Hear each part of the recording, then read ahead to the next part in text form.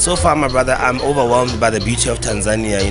The landscape from the border that we came in through, to just like seeing the colors in like the different people. I've been very moved by the Maasai people, man. We've always just read about them and seen them on television, but to see them, it's just been so overwhelming, my brother. And especially that whole like shock of seeing Maasai with a cell phone as well. It's like, what? Like, this is like what the walk is about, modernizing Africa, not westernizing it.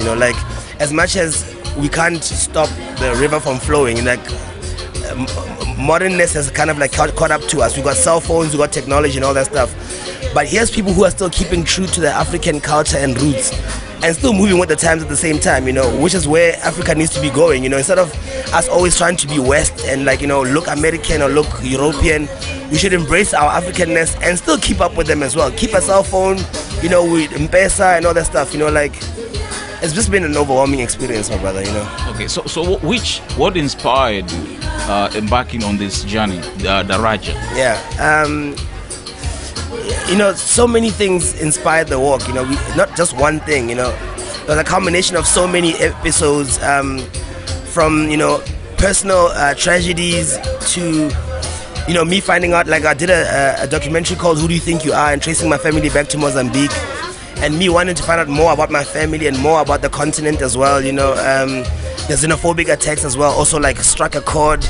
The desperateness of trying to create an African music industry as well has also like struck a chord. We've been talking about it for a long time, since Kenya, in fact, like with Dibanj, Nameless, One Day, a whole bunch, MI, Samini, I think even either Professor J or AY was at the same place, I don't remember, but we're at the MTV Music Awards, and we're all speaking about an African Music Alliance, where it's very hard for us to penetrate each other's industries. Nigeria right now, as far as economically, they're holding it down, but they still need to come to South Africa for media and exposure and whatever, so how do they enter that territory? How do we enter their big economic market as well?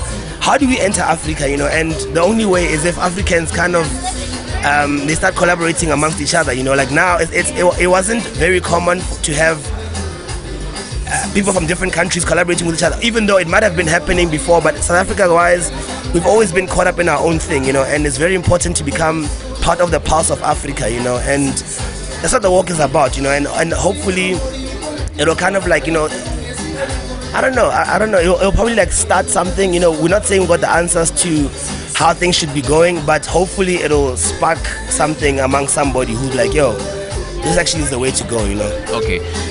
The walk is called Daraja, and you are in Tanzania, where Yes. Daraja is a bridge. Yes. Why did you choose Daraja? I did a song with an artist called Nazizi from Kenya about 5 years ago, called Daraja, and the song was like the bridge. On the song, she raps in Swahili, I rap in Setswana, and on the third verse, I wrote her a verse in Setswana, and she wrote me a verse in Swahili, right? I've always been interested in the Kiswahili language, especially going to the States and finding that a lot of African Americans subscribe to the Swahili language. They think that it's the language of black people in Africa, which they're not really far off from the truth. What really inspires me about the language of Kiswahili, besides it being the 7th most spoken language in the world, is that it includes all Nguni languages. Like if for instance, Swahili was to become a language of commerce for Africa, we'd be able to communicate. There's language, there's like words in it that like, we are familiar with from our own languages. There's also words that like, include like the colonial languages from, English, French. There's got some Arabic in it as well. Even though the dialects are different, the same, like Swahili in Tanzania is not the same as Swahili in Uganda. It's not the same as Swahili in Congo. It's not the same as Swahili in Kenya. But they have a commonality. If you travel from here to Rwanda or Burundi or wherever, you can still communicate with each other, So that's where the inspiration for the song came from. And we were like, if we're going to do this walk, it needs to kind of bridge the gap between young and old. There's a massive gap between, like, the youth is not really asking old people questions. Old people aren't giving the youth questions. So we're losing some kind of ground between each other. The gap between the rich and the poor is becoming big as well. Like, walking into different countries, we start seeing the poverty in the people, and you go to the major capitals, people there are so advanced, they're so modern, that it's almost like, do you guys even know that your country has so much poverty, and what are you doing to alleviate it, So yeah, for me, like, Daraja is the best way of describing what we're doing, you know. We're really trying to bridge a gap, my brother. Yeah, there's no other way of trying to describe it. Congratulations for that. I was watching a video today on internet, and I saw you back in 2010. Yeah. You were talking about this. Yes. But so what delayed this the Daraja walk? The Daraja walk takes a lot of mental preparation besides financial preparation, you know, like we're not fit people. I'm not a sports person. Like you can see, I'm drinking, I'm smoking. One of the biggest things that corporates were saying to us was like, you know, we don't sponsor people to go on holidays, you know, and also we can't sponsor somebody who we feel like, you know, you might not even achieve the job that you're trying to do, you know. So now, I mean, you have to kind of say to yourself, yes, I'm not fit, I'm not really like, you know, the right person to be kind of doing this thing, but there's an African saying that says, if you can walk, if you can walk, you can, if you can talk, you can sing. If you can walk, you can dance, you know. And I was thinking, it's possible actually, you know, like what's impossible for men can be possible for God if you just kind of shift your mind. So from 2010 up until 2010, we were actually supposed to walk in 2012, but our minds had to be right first, you know, because there's nothing like when you're walking. We walk about 40 kilometers a day. And some of the roads are nice, like the Zambian roads are nice because they're curvy. You don't really see where you're going. You're like, maybe after that curve will be something else. And you see another curve, maybe that will... But in Botswana, we see the road, like we can see it curving at the end of the horizon. Sometimes we'd even see like a mirage. Like this mirage is like over here. We're like, yo, it's so far where we're going. But we're so mentally prepared now that it's so much more easier for us to do, you know. So it took that long because if the mind wasn't right, we probably would have stopped walking in Botswana. Mind you, we left South Africa. My DJ kind of joined me on the walk. We left South Africa in June 16. We left Johannesburg with 50 rands. We bought ourselves a burger. We shared the burger.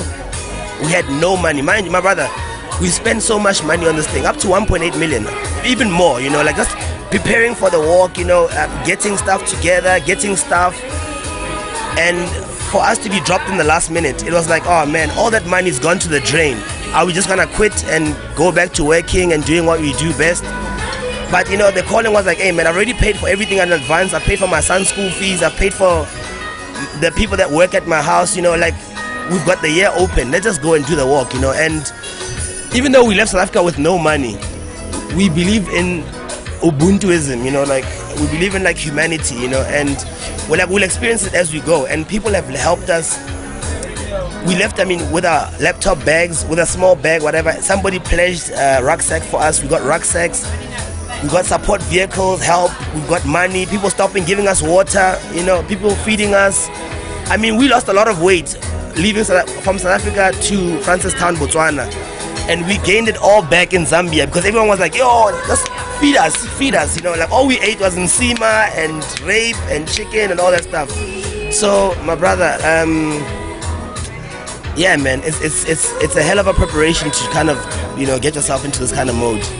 Most of the journey has been without a support car. What you need to understand with the support car, the role of the support car is in case there is an emergency, we can get into a car. If one of us gets sick, for example, we can get into the car and get to the nearest town and get medical attention if that is required. Also, there's excess baggage that we're carrying, extra clothes, extra towel, a medical kit and stuff like that, which is things that you would want to put on a support car.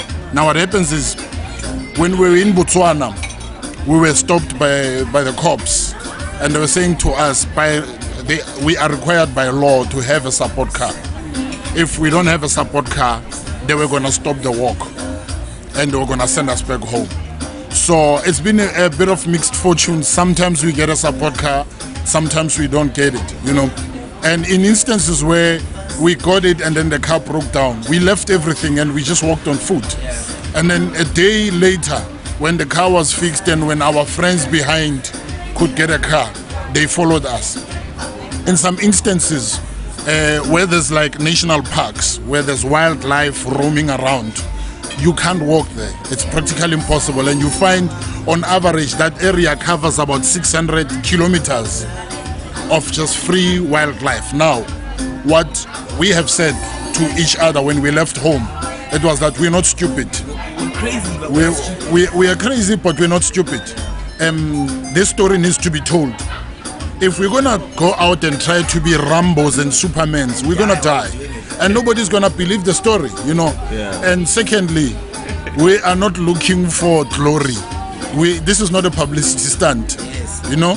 It's very, very important. So it's very calculated. We are very reasonable people. We look at issues and we look at, can this be done? Can this not be done? Why can it be done? And then we move on. Okay. Yeah. So you are right now in Tanzania. Yeah. What are you planning to do?